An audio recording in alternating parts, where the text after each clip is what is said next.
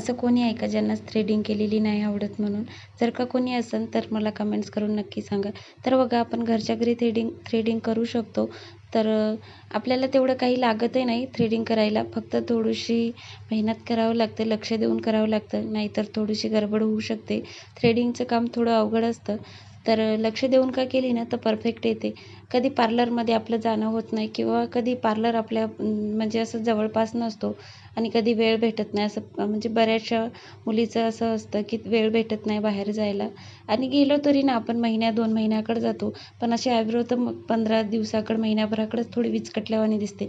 जर का आपल्याला आयब्रो बनवता आली तर आपण घरच्या घरी 15 दिवसाला, महिन्याभराकडे असं थोडी करत राहिलं ना तर आपला चेहरा नेहमी क्लीन राहतो.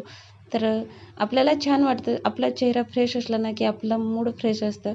तर बघा माझी आयब्रो आणि आपल्याला माहीत असतं की आपल्या चेहऱ्याला कशी आयब्रो शूट होते तर आपण तसा आकार आपण देऊ शकतो. तर बघा अशी काय बनवून